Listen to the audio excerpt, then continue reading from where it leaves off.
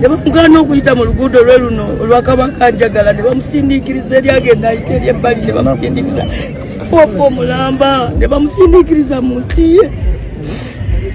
Wano waliwo abantu abajjawo nga tebalina candidate bajja wano ne babagulira enjizi zonna ne bayingira.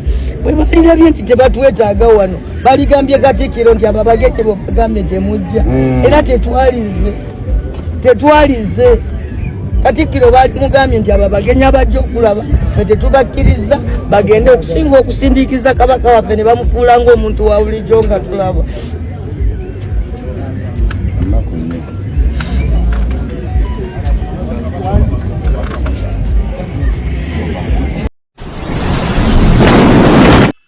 Mawulire ga nnaku, mawulire ga ntiisa. Tuzze tubategeeza enkya n'eggulo ndi Ssaabasajja Kabaka eyawambibwa. Ampuliriza amaziga ebiwoobe bisaanikidde olubiri e Mengo. Enkya ya leero nga Mwami Kyagulanyi His Excellency akyaddeko eri embuga. Jjukira nakutegeezezza nti Ssaabasajja Kabaka Ronald Mwenda Mutebi owookubiri yakadde nnyo ku makya era Mwami Kyagulanyi agenza okutuuka. Ampuliriza nga Ssaabasajja Kabaka mutaka. Kati njagala ompulirize bulungi owulire ebigambo gye byatandikidde. Oyinza okuba tobitegedde bulungi mpaka gye bifundikiridde ng'amaziga enduulu ebiwoobe be baana baliwo. Kaakati mukwano gwange ampuliriza ogenda kuwulira ensonga okuva ebuziizi lwaki bino byonna bibaddewo. Ssaabasajja Kabaka Ronald Mwenda Mutebi owookubiri okubeera nga asindiikiriziddwa. Bino byonna nga bigenda mu maaso. Dokita Kwefulukuta ono akola ku Kyabassa Radio Buganda ampuliriza azadde leenya. Ono avuddeko ebizibu oba oliawo Honorable Betty Nambooze ate okuvaamu amaziga n'atuuka okubeera nga agakulukusa. Bino byonna nga bigenda mu maaso. Ekiri munda mu UPDF ampuliriza kifumba mutuku. Waliwo munnamagye asangiddwa n'obutitimbe bw'ensimbi mu maka ge. Ono nga wamagye ga ggwanga Uganda. Kigambibwa mbu ono yamaze dda okubeera ng'akwatibwa n'atwalibwa mu barracks ey'amagye. Bino byonna nga bigenda mu maaso. Waliwo ampuliriza ate obukadde obulala 50 bwa sente za Uganda njagala ompulirize bulungi ng'amagye ga UPDF gatumazeko ekyewungula. Jjukira nti gano ge gakwata ttenda kaakati okuzimba buli kimu ekigenda mu maaso munda mu ggwanga Uganda kasebera nga contract eweereddwayo Mwami Museveni oba gavumenti ye. Kati njagala ompulirize bulungi owulire obukenuzi obulabbayi obubbi. Ampuliriza buli bw'enguzi obukudde ejjembe munda mu UPDF nga kye kitongole eky'amagye g'eggwanga Uganda. Kaakati no bino byonna nga bigenda mu maaso. Waliwo okulya n'okkomba essowaani. Enteekateeka enkambwe ng'enteekateeka zino ziri munda. Okusinziira ku mawulire ag'omunda galaga waliwo omupango omuzito ddala era ng'omupango guno gugendereddwamu ampuliriza okubeera nga Mwami Kyagulanyi watuukira mu kalulu ka 2026. Jjukira nti agenda kubeera January omwaka 2026 ng'ennaku z'omwezi 15 we wali okusuula akalulu. Kati wano njagala owulire bulungi nnyo. Njagala owulire ebyama oba oli awo ebizuuse ku nsonga eno. Era nga bino byonna bibeesinga munda mu State House Entebbe ne mu State House wali e Nakasero nga General Museveni yandibanga musajja wattu ate ayagala okusuulawo ttawero naye waliwo abamugamba gezo weeyo obuyinza ojja kutuba endegera. Jjukira nti ono yawamba eggwanga Uganda mwaka wa 1986.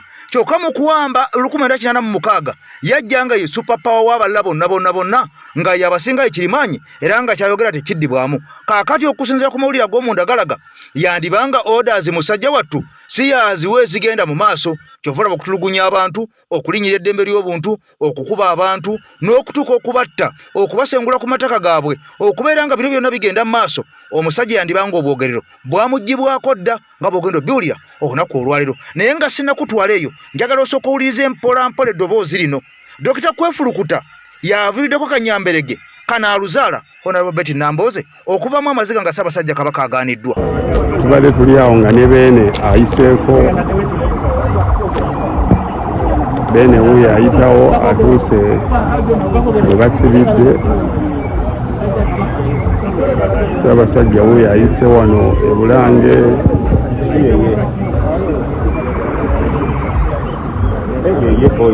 Agenda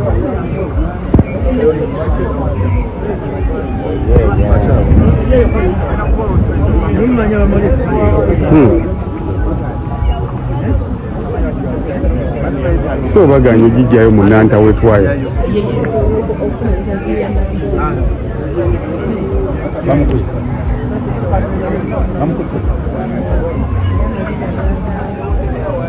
Freddy. Joki. Baganye kijjawo. Tebagaana okujjayo. Kale. Tebakikola. Bakikoze. Bamuganye okuyitamu. Akijjeewo. Abadde tasobola kukkiriza. Ndi mwana. Oli bweru akijjeewo. Ngeri akakabanga zikkulewo. Aisee munnafe. Ayo ni kaisee. Ye kaiseewo.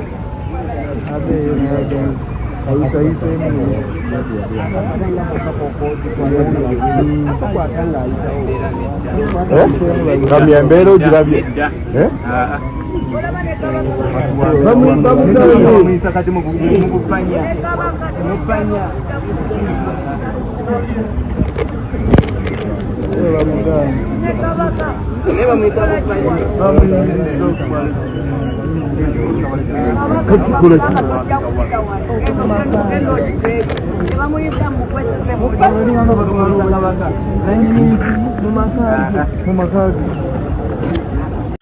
Kati olaba omusajja ono ampuliriza. Omusajja oyo nkwegadde njagala ompulirize. Si munnaffe.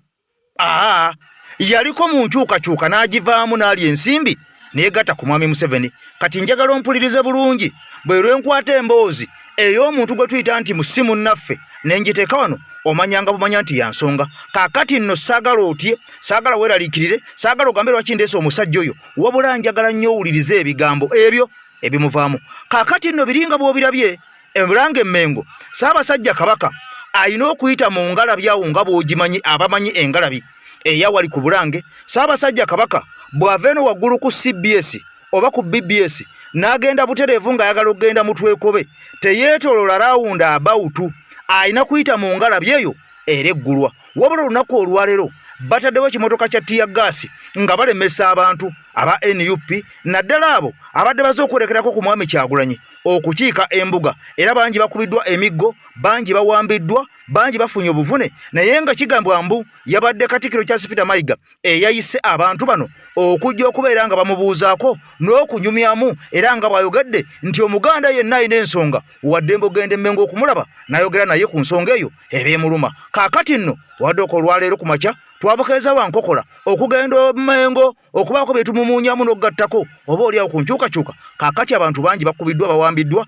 era nga bw'obiwulidde olunaku lwaleero bibaddewo. Kati bino bina nga bigenda mu maaso nga Ssaabasajja Kabaka agaaniddwa okuyita mu ngalabi ye n'agenda yeetoloola eri, kitegeeza nti aswaziddwa mu maaso g'abakopi. Aswaziddwa mu maaso g'abakopi. Bwe libanga ddala buli munnayuganda yenna akimanyi nti Ssaabasajja Kabaka alina okuva eno straight n'ayita mu ngalabi lye, eryo ettaka lirye, ekkubo lirye, buli kimu kyonna ekiri awo kya Ssaabasajja kya Kabaka Buganda.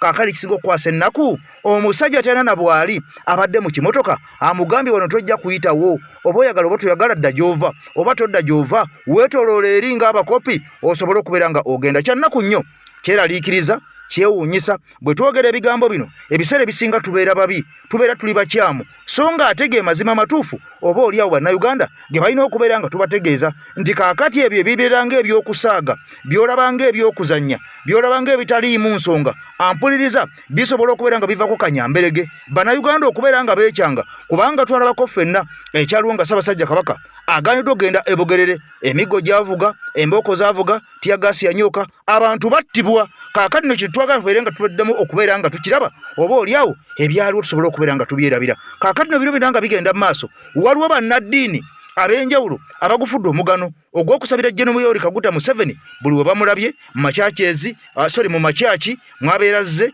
oba oliawo ku mikolo mwami Museveni gy'abeera aliko ng'abasumba bano oba bannaddiini bano abasiraamu, abakatuliki, abakulisitaayo bonna nga basaba nti ono awangaale mbu Mukama Katonda amwongere emyaka mitirivu nnyo, emyaka bufukunya ng'obugulu bw'eggongolo. Kaakati bino byonna nga bigenda mu maaso nga n'essaala ezo zigenda mu maaso, waliwo amawulire amalala agafulumye agakontana n'essaala ezo, kubanga gye buvuddeko waliwo n'omusumba eyawambye yawambiddwa mu bitundu eby'e Masaka era nga kigambwa mbu yawambiddwa ba bitongole bya kwerinda wabula ekikwasa ennaku omusumba ono yabuzibwawo bubuzibwa kaakati wiiki nnamba emaze okubeera nga ekongoka ennaku 7 muzima zimaze okubeera nga ziwera ng'omusajja ono abuziddwawo kyannaku nnyo mwenna mujjukira nti bannaddiini kasa batandika okubeera nga bawambibwa nga babuzibwawo olwo abantu confidence etandika okubavaamu ne batuuka okugamba nti nga bawamba bannaddiini olaba ne bakawona bawambiddwa bannaddiini bawambiddwa jjukira nti abasiraamu be basinze okubeera nga bajja bawambibwa enkya n'eggulu ku regimu eno eya mwami Museveni wabula biri byonna bibadde bigenda mu maaso ng'ab'amadiini amalala baafuuka kyesirikidde ng'enkonge ey'omu lusaalu eteeseteese okulinda omuntu oyo yenna ayitawo emubalule kakati nno bannaddiini abalala nga bo batandise okubeera nga babanogamu omu ku omu nkutegeeza nti waliwo faatha eyawambiddwa mu bitundu eby'e Masaka kaakati abantu balaajanye babwana mukulu babisopu abatuuze bonna bonna ng'omusajja ono kigamba nti wiiki nnamba emaze okubeera nga ewera nga musajja wattu yabuzibwawo kyokka nga kigambibwa nti ono yatwalibwa mu drone abasajja abaali bambadde emigemerawala abaali mu ngoye za bulijjo mbunaaba abaali mu byambalo kaakati nno okuva olwo taddangamu kulabwako abapoliisi gonna baganoonyezaamu omusajja abuze amakomera taliimu kaakati ng'ensi yeebuuza omusajja munnaddiini ono kiki ekyamuviirako okubeera nga awambibwa bakuumaddembe omusajja munnaddiini ono kiki ekyamuviirako okubeera nga awambibwa abatamanya ŋŋamba njagala osooka okuwulira ebigambo by'omusajja ono ampuliriza njagala nnyo obiwulire wadde si munnaffe naye bikukwatako nnyo ate tukomewo mu waffe omulala nakano mukawulire bano abasajja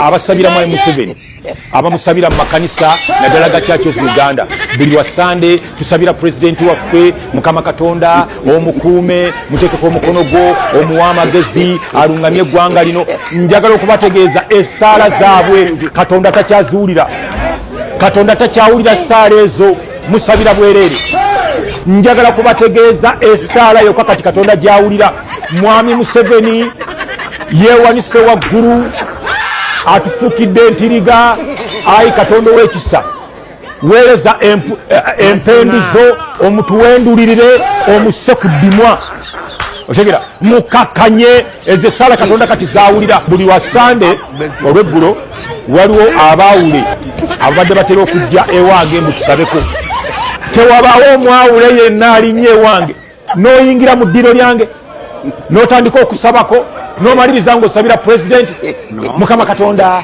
kuma omukulembeze tusabira pulezidenti waffe omwawule yenna n'ayingira ewange n'amala n'ayogera ekigambo Museveni mu kamwake essaala zonna zakyuse Katonda ali ku sayidi yaffe essaawa yeeno Mukama Katonda kuweereza mpenduzo mumanyimu abanoga emmwanyi waliwo empenduzo omumwanyi nga guli waggulu nnyo totuukayo n'ofuna omuti ogulina ekkabyo n'oteekayo bwoti n'osika omuti ne gukka n'otandika okunoga emmwanyi kakati Katonda tumusaba kutuweereza mpenduzo mwami Museveni yeewanise nnyo yeefudde Katonda wa Uganda buli kimu kyonna yakiri buli kimu kyonna kati Katonda essaala gyawulira ayagala bantu bamugamba weereza empenduzo tumuwendule weereza malayikawo amutuwendulire amutwanulireyo waggulu eyo amukakkanye ze essaala Katonda zaawulira temuddamu kusaba bintu ebyo mwabaawule mbaagala nnyo mujje wange ne musaba naye ojja kuwulira ekintu ekikutujja mu mugongo omuntu yenna ageza n'amala agamba ng'ali mu ddiro lyange mbwate Mukama Katonda w'omusajja ono omukisa mukuume atukulembere atufuge bulungi ojja kuwulira ekikutujja mu mugongo ejja kuba mbazi kakati nno bwe ndabadde ntandika okola emboozi y'olwaleero nakutegeeza nti ekiri mu UPDF kifumba mutuku waliwo obukenuzi obwamaze dda okubeera nga bulengerwa waliwo obulabbayi obuli bw'enguzi munda mu kitongole kino ekikuumaddembe okusinziira ku bwino alaga ampuliriza ebitongole bino ebikuumaddembe birimu dipatimenti ez'enjawulo era nga mu dipatimenti zino ez'enjawulo mwe muli n'abo oba oliawo abaakwasibwa emirimu egy'okubeera nga baddaabiriza ebizimbe eby'enjawulo mu ggwanga Uganda entindo ez'enjawulo mu ggwanga Uganda ebisaawe by'omupiira nga Namboole okuzimba amayumba kati waliwo ennyumba ng'eno ey'abataka genda okuzimbibwa mu Bulange Mmengo abasajja bana ba UPDF be bawa ba contract kakati no bino byonna nga bigenda mu maaso nga gino gyonna emirimu oba oli awo giddidde bano kyokka nga saagala weerabire nti akulira amagye wadde yagawumula General Museveni ate omuduumizi waago ye General Muhoozi Kainerugaba era ng'ono mutabani wa Mwami Museveni. Kati bino byonna nga bigenda maaso nga bwe nkutegeezezza njagala nsooke nkuwulizeeko ku mboozi eno. Bino bikukwatako nnyo gwe omuwi w'omusolo ali mu ggwanga Uganda. Bino bikukwatako nnyo gwe munnayuganda yagala enkyukakyuka. Bino bikukwatako nnyo gwe atamanyi bigenda maaso munda mu ggwanga Uganda naye nga tteeka kiragiro olina okubeera ng'obitegeera, olina okubeera ng'obimanya. Oli obukenuzi ampuliriza. Vidiyo gye mulabaawo waggulu eggye lya Uganda ekkulu erya UPDF libadde litulaga olutindo lwe baazimbye nga lwamazeewo obukadde bwe Uganda 50 ssente z'omuwi w'omusolo. Naye bannaye Uganda okaaba booseka. Kati tetumanyi oba matiriyo yabadde ow'ebbeeyi oba leba ye yabadde ow'ebbeeyi. Mukama Katonda aliisa ensanafu yeka yamanyi. Katulabe vidiyo eyo ng'omukulu atugamba ssente ze baasaasaanyiza oluvannyuma mbalage ne ku lutindo China lwe yazimba nga lwamalawo $1,000 bwe bukadde nga 36 obwe Uganda. Katuwulirize omukulu. Tadde wano lutindo luli cheap okubanga lumaze ko milioni nga 5 ate singa government abadegena kwombeka kuzimba olwa concrete lwamaze onaka wumbi plus so tusimanyo enenkola kekereza nnyo ate yamba nnyo. Kati ate olutindo lwe mulabaawo waggulu lwazimbibwa mu ggwanga erya China lwamalawo $1,000 gwokka bwe bukadde nga 37 obwe Uganda. Tusabire ensi yaffe. Amanya nze Sulabikuta mu Kiragwante buli ssaawa guba gwewuuba mutabani wa Mama Kasule. Kakati nno waliwo munnamagye ampuliriza ono nga ye director wa engineering owa UPDF Air Force Kano Justice Nsereko Busulwa. Uliriza bulungi amawulire gategeezezza nti ono yamaze dde okubeera nga akwatibwa oluvannyuma lw'okubeera nga bagenze n'avugibwa n'atwalibwa e Makindye military barracks n'abeera nga aggalirwa eyo. Oluvannyuma lw'amawulire agagenda nga gayitingana nga kigambwa mbu ono yasangiddwa n'obuwumbi 10 mu cash ampuliriza nga buli mu nju ye. Obuwumbi 10 obwa cash bwasangiddwa mu nju y'omusajja ono. Oba oli awo ne twebuuza bw'abadde bukolamu ki. Nkutegeezezza n'owulira ampuliriza olutindo lwazimbiddwa milioni 50 n'olaba n'olutindo lwazimbibwa e China olwa milioni 36 okwata ku mumwa. Saagala weewuunye eggwanga Uganda ly'eggwanga erisingamu oluguudo olusinga ebbeeyi mu nsi yonna. Olwo lwe mulaba oliko express olwa Northern. Kaakati ate oluguudo luno ekiro n'amatala tegaaka. Oluguudo luno terwerebwa terwozebwa buli lunaku. Oluguudo luno teruliiko security emala.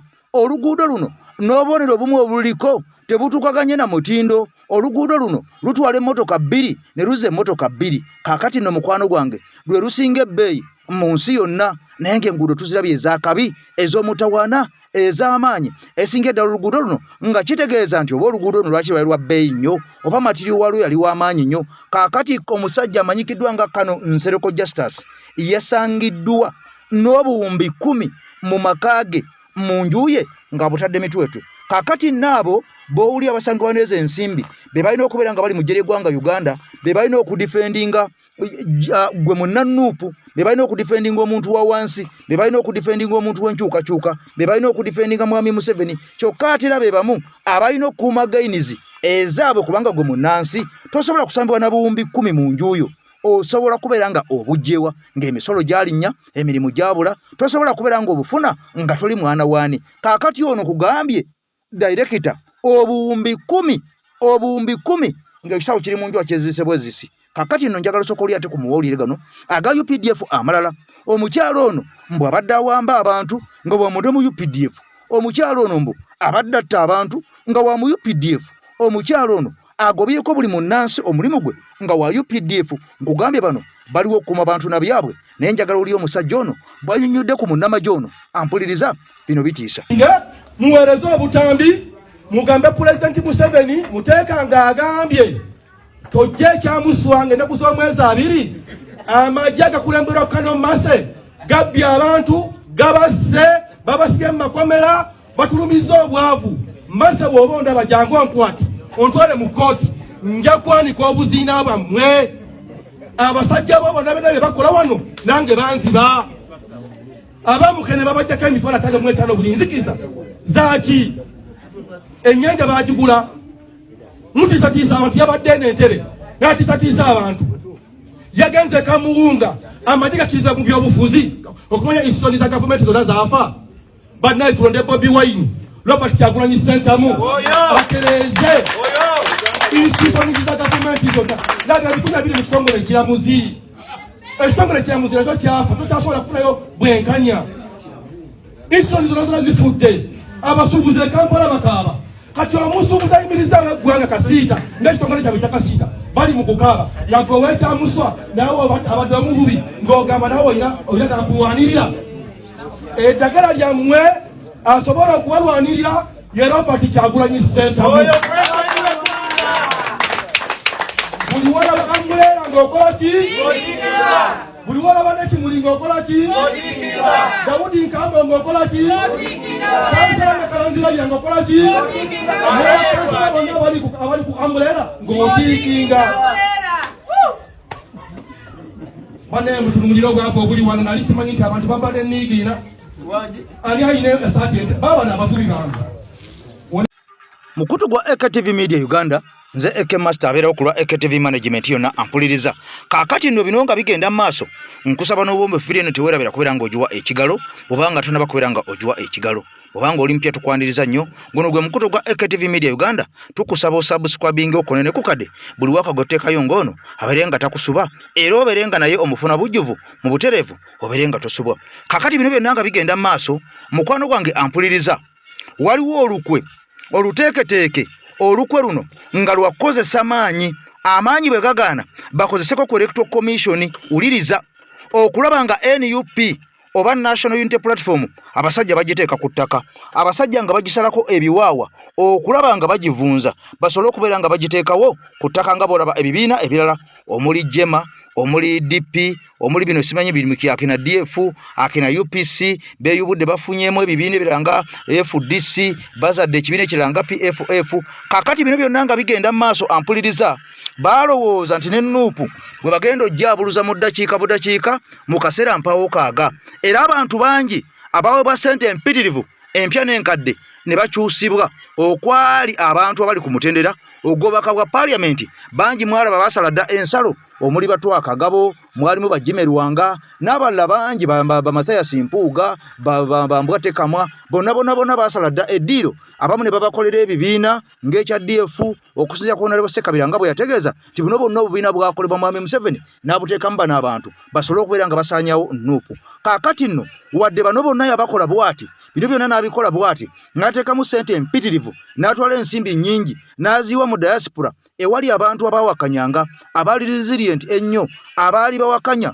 nga baagala enkyukakyuka ampuliza bonna ne babaziba emimwa kaakali bino nga bigenda mu maaso bano beerabira nti bw'oggalawo omulyango ate oluusi weerabira eddirisa bw'oggala eddirisa ate akamawuli okaleka weekali era omukka oxygen abayingira bulungi obutereevu mu nju kati mpuliriza bulungi okusinziira ku bigenda mu maaso nga bino byonna Mwami Museveni abikoze biganye agabye ssente empitirivu mu diaspora ziganye agabye ssente empitirivu buli muntu yenna ali mu NUP ku mitendera gyonna chairman LC5 bakansala zimwe abalaba ekyankwanzi bagabidde bakaba parliament ssente bonna nga babawadde ssente abakyuse kati bino byonna nga bigenze mu maaso omuntu wa wansi n'agamba ffe tetukufunyeemu ekyo osaaga ffe tukwagalamu nguudo tukwagalamu masannyalaze tukwagalamu malwaliro galimu ddagala tukwagalamu misolo nga giri wansi tukwagalamu masomero malungi tukwagalamu embeera ennungi nga tewali kiwamba bantu nga tewali kitta bantu ebyo byokka bonna obitukolera tujja kuwaka lupaka lasti kakali bino Mwami Museveni kasabya mulema okukola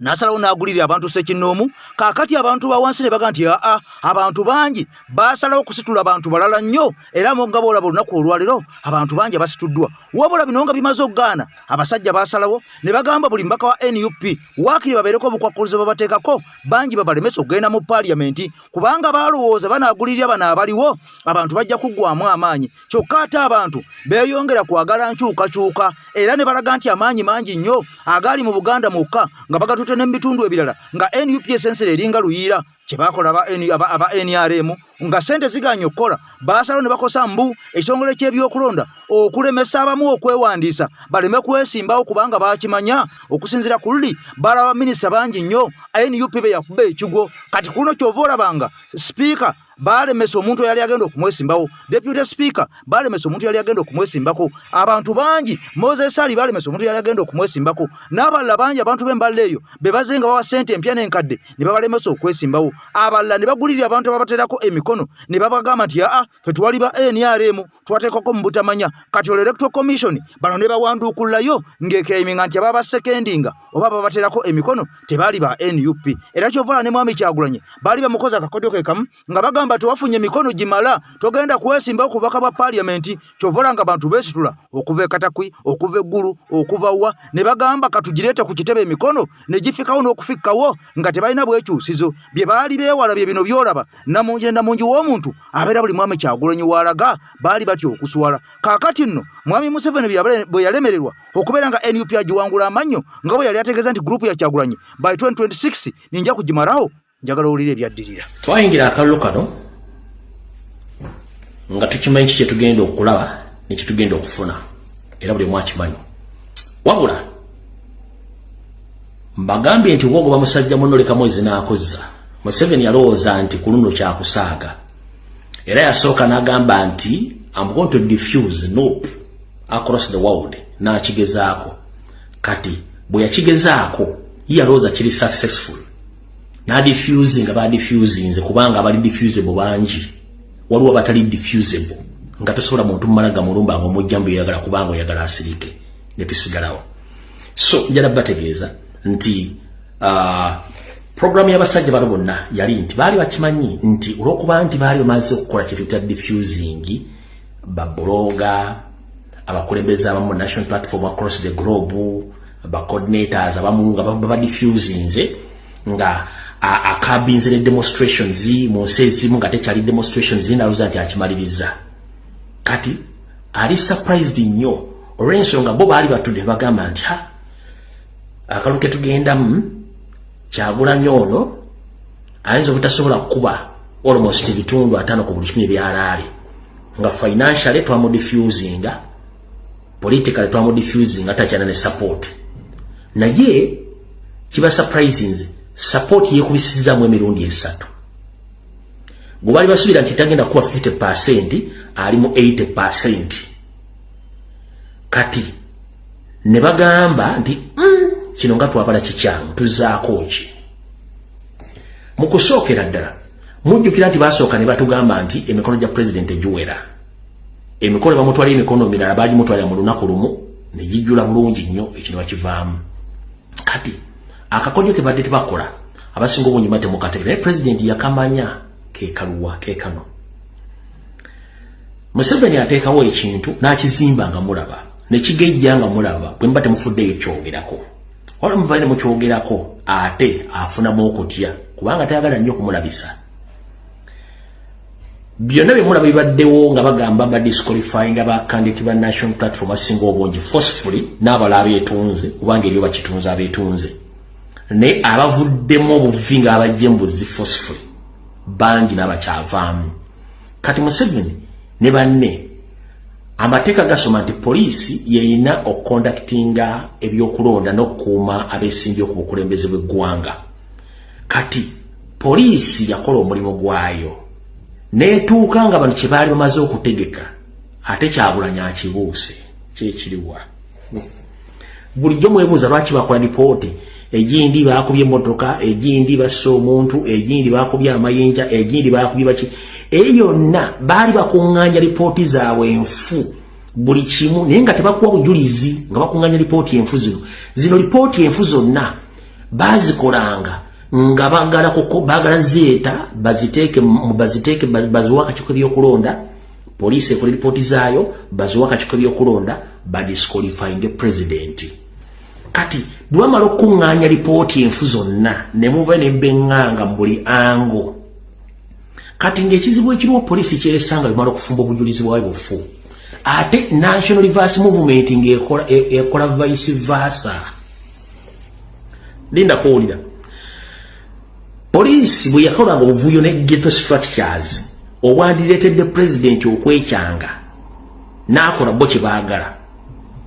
Kati ate nga president yaasirika, kati bw'asirika poliisi n'ekola ripooti zaayo ezandibadde ziriidinga okudisqualifying president mu race naye ate NRM yennyini ng'ekola vice versa ebisinga ku byakyagulanyi kati kyawa obuzibu electoral commission byamukama okuvayo okugamba nti ngenda kuwanda okula Kyagulanyi muntegedde omukategedde polisi yakolanga ng'ekyali polisi yokka ng'ekola lipooti ezo ng'ezo electoral commission ng'erejja n'ezoogera mu public wabula nga n'obujulizi bwekozesa bufu n'ekyasinga ogitawanya ng'ebikolobero byagamba nti nupi ebikoze Kyagulanyi yabikoze ate NRM ekola times 5 netubanalisa kati byabakama n'agamba ngenda tandika nti okudisqualifyinga Kyagulanyi wano nga NRM ate ekola ebikola ki ebisinga kati ate nga tebasobola kulumba mukama waabwe Museveni mugamba nti kino kyokola kiki kino kikyamu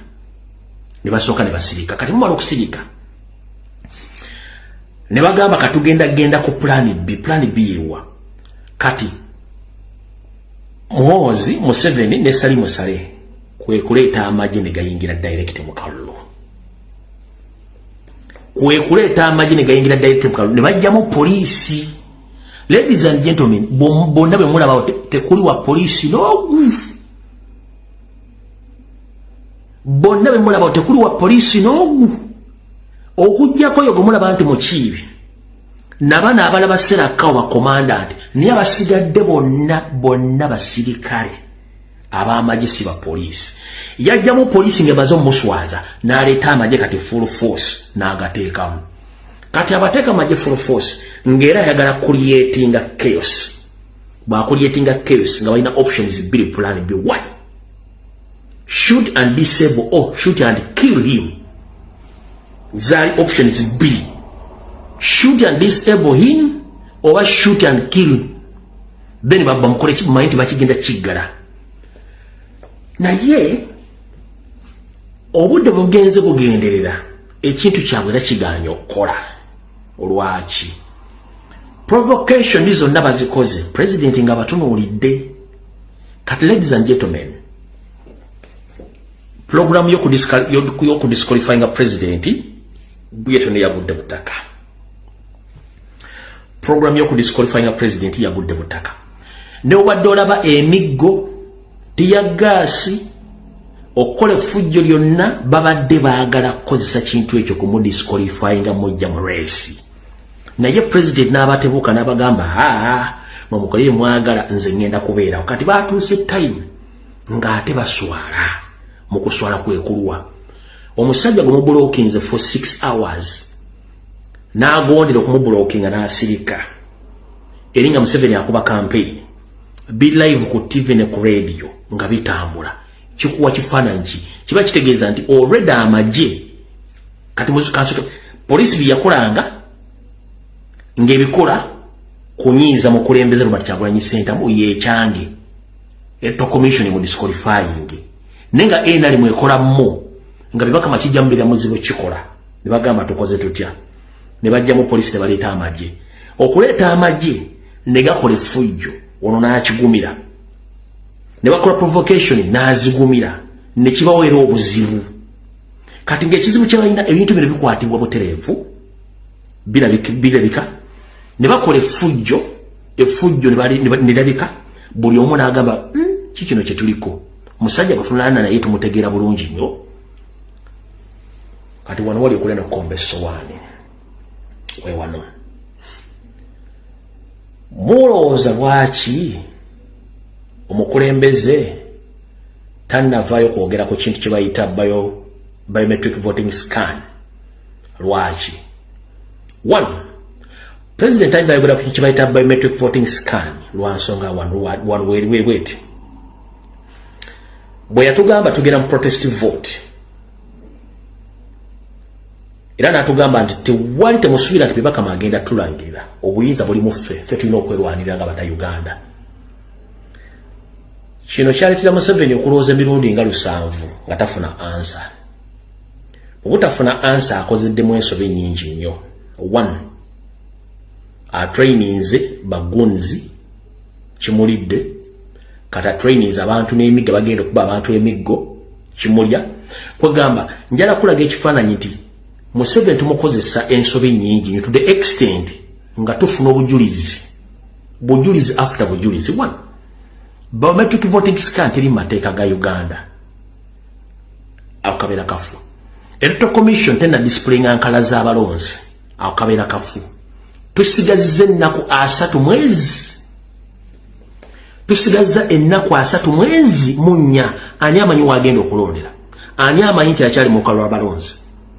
Bino byonna ebintu biri mu kukolebwa essawa zino. Bo byennyini ate birina kuggisamu kakiko ya kulonda bwesige. So siro Kyagulanyi Ssentamu mmwe kye mutannategeera. Ebikolobero poliisi amagye NRM byekoze bidisqualifyinga ate bisobola kudismissinga kakiko kali akulonda. Mwena kye muvadde temunategeera. Asirise lwaki? Kubanga akimanyi buli ekikolebwa kyonna kiri wabweru w'amateeka. Naye alina okukeepinga on ne campaign ze ng'azikuba. Bw'akuba campaign zino kiba kitegeeza nti ye asigadde ali ku mulamwa newankubadde waliwo irregularities. Museveni zaako n'akakiko by'okulonda. Tosobola kuŋŋamba nti oleese ebimu bigenda okulonda nga tebiri mu mateeka. Tosobola kuŋŋamba nti Museveni ebintu byakola bitali mu mateeka ye takwatwako. Ate nga yo poliisi esigala ekuba abantu emiggo nga byekola no bikyamu.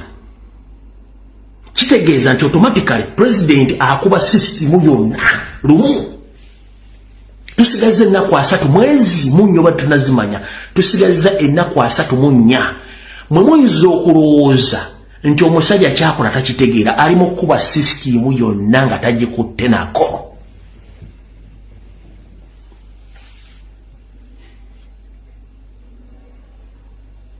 Akuba system yonna nga tagikutte nako. Yonna lumu nga tagikutte nako. Electoral Commission eri exposed. Police eri exposed. UPDF eri exposed. Ompulira bulungi nnyo. Kati ani gwogenda okugamba courts of justice ziri exposed zitiya. Ekitongole ekyessiga eddamuzi kifuna bajeti yakyo yembalirira. Era ekitongole kino bafuna olusirika buli luvannyuma lya myezi 6 ne bagenda basomesa abalamuzi baabwe. Gooza lwaki mu mwezi guno gwennyini nga tugenda kulonda mu nnaku 34 Chief Justice Winyiddolo ne banne lwe bagenze okugenda mu lusirika okubuulira abalamuzi kyekigenda okuddako. Ekibatutteyo si kusomesa oba kubuulira balamuzi nti fayiro zitambudde. Bali mu kwetegekera mu petitions. Bali balina kusoma mu bwa 6. Lwaki basoma mu December 1? Kubanga Mawu mude bulungi, kubanga Mawu ng'omuntu yabagambye ekitufu kiri nti tuli bubi. Twetaaga okukola buli kyetaagisa kyonna okukola kyekiriwa. Babagambye kati temulina okusoma, mulina kusoma butya bwe tugenda kuyisa mu kintu kino kuzzaawo state. Otherwise tetusobola kuyita mu kintu kino nga tukosezza kooti. Kati ne kooti olwedde eri naked. Mawu ali naked, buli system yonna eri naked. Mwe bulijjo temwebuuza lwaki omusajja asirise. Asirise kubanga yonna system eyagala jjo kuba kakota. Eroda agikubye kakota yonna nga tagikutte nako. Agikubye nga tagikutte nako. Tayombye na muntu, takoze na muntu kyo, system agikuba automatically. Nga tagikutte nako. Kati kino kanchikola tukimanyi. Bwe tuba tugenze nga tuli mu nsi erimu amateeka kuno Electoral Commission yabadde eri disqualified ngeri dismantled. Museveni ng'omuntu yandibadde ng'olwedde ali disqualified. Mbooza lwaki? 1. Abasinga obungira mugobera diversions eziri ku social media. The fact is, omuntu yandibadde ali disqualified mu kalulu kano yandibadde Museveni. Lwaki? First and foremost, yalimu okuproving anti Munnayuganda. Kyekisokera yalimu okuproving anti Munnayuganda. Ekyokubiri, yalimu okuprovinga academic qualifications. Kumo wano ka Electoral Commission yali displayinzeeko empapula z'obuyigizi bwa Museveni. Eza Kyagulanyi yali displaying. Electoral Commission yali displayinzeeko empapula za Museveni. Electoral Commission yali approvinzeeko nti Museveni Munnayuganda. Tekikolanga lwaki? kubanga bakimanyi nti Museveni n'ebisanze mufula monna Uganda tabirina qualifications ze tazirina tasobola zibalaga nti yasoma kino oba azirina teziriiwo kati basigadde ennaku 3 mwezi Electoral Commission terisprings nkala z'abalonzi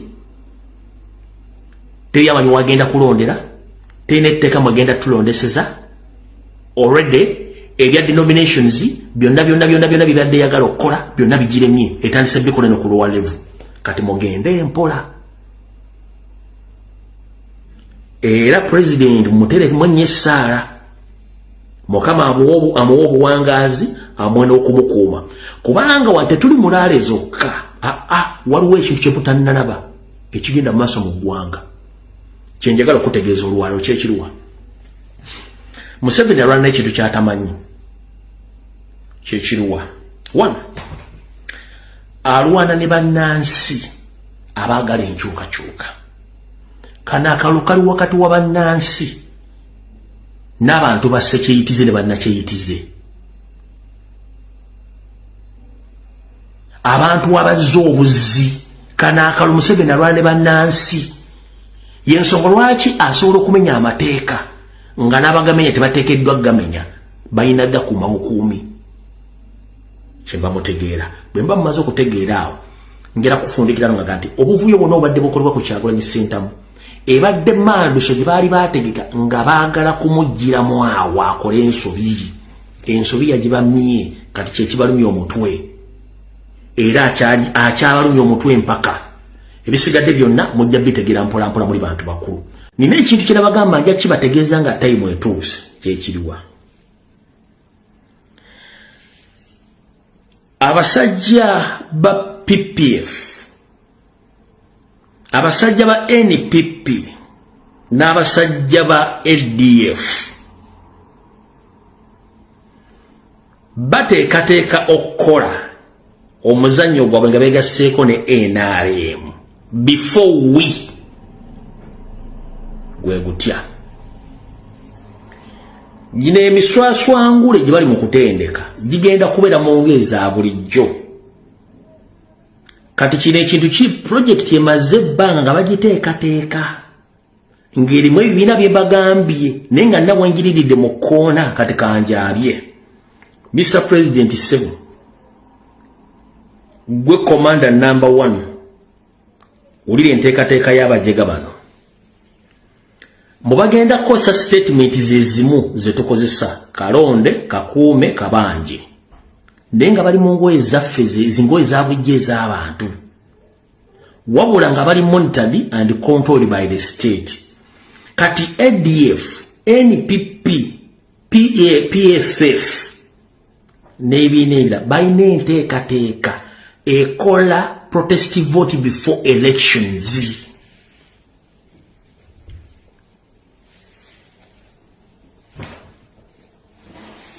balina enteekateeka bwekola protest vote before elections sente bazibawa Bakasibante Bampuuga Basegona bonna balukwago bani sente bazifula eziteekateeka mbu bakole protest vote yawe before nga baagala counter attacking yaffe kino kibagamba nti nkiriridde ebbanga ddene nnyo nga nawe ngendo kyukubira kati weewano nkikuba nkiza nakubali batendese munaye mubalaba abonna kati ku lunaku ffe olwaffe independence yaffe ya 15 omwezi ogw'olubereberye omwaka 2025 nkiddamu independence protest vote yaffe etandika ng'ennaku z'omwezi 15 omwezi ogwa January omwaka 2026 tetulinayo protest vote yonna before 15th boy wange tebakusika eriyo mugenda protest vote before no nkujjukiza okugamba tosobola kugenda kubanja wotaakoze do you copy that togenda kubanja wotaakoze era togenda kulwanna kintu kitali kikyo nkiddamu tosobola kugenda kubanja wotaakoze era tetwagala kuba basajja bano budde naddibanga Promax ndi wano tegeze gwanga our protest vote will begin or will start on 15th of January 2025. Not earlier as it is planned by Museveni's NRM and his fake opposition. No.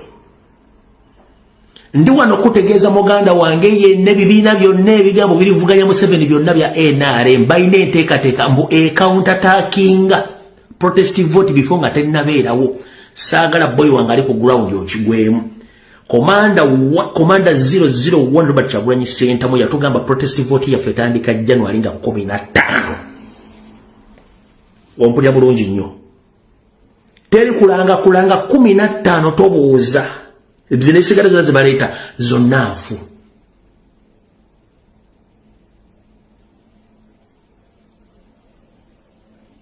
Kati bano bali mu kutraininga n'ebiina birimu bayambako okukola effujo na buli kimu neffe tukimanyi bulungi nnyo ekyaffe. Nze kati nalibanga Promax ogwange ngukoze.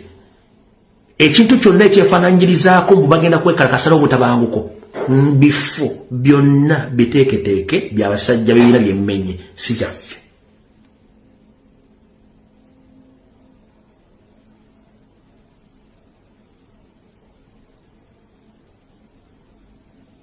Mumpulidde bulungi nnyo. Yensonga lwaki president yandibali yatuga nti engeri gye bambulookinze tugende. No, tulina okufuna cause. Tulina okufuna cause tetubawa mukisa ate bo kubawa kye baagala. One, abantu bano kye baagala kiri bwe kiti. Batya akalulu nga bw'okiwulira. Naye mu kutya akalulu bo balowooza bagezi nnyo tusinga. Kati ayagala kunyigiriza oveemu olwane yafune kyayagala.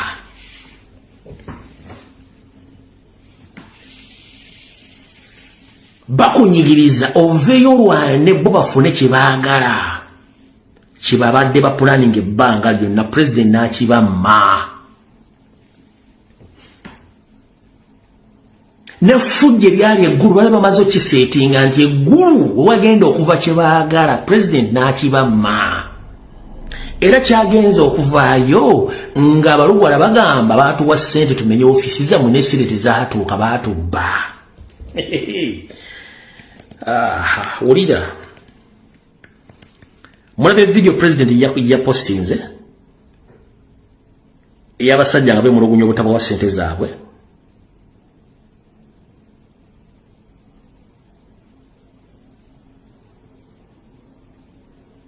Eno.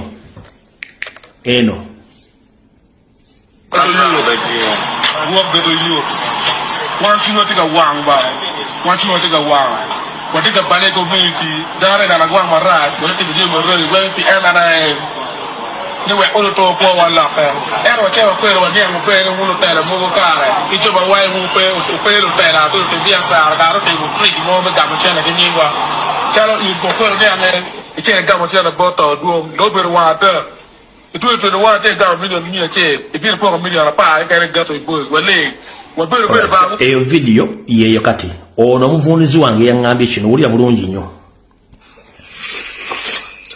This is the video of those who were, or the thugs who attacked NOP's office in Gulu. I think they were paid some money, but the person who paid them did not pay all the money. So they are here. This video is showing how they are quarreling and they are planning to expose the one who paid them, who did not give them all the money.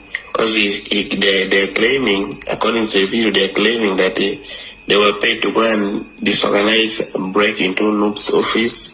But now they paid them halfway, they didn't give them all the money. So they are here quarreling, seriously. That's the video. President video najitaddeko n'ateekako n'ebigambo nga ebiri. Nze njagadde kuzanyira ddoboozi ly'omuntu asobodde okumpa simple explanation oba okunnyonnyola mu video ebiri byonna. Kubaka video kadakiika 5 sobola kazannya konna.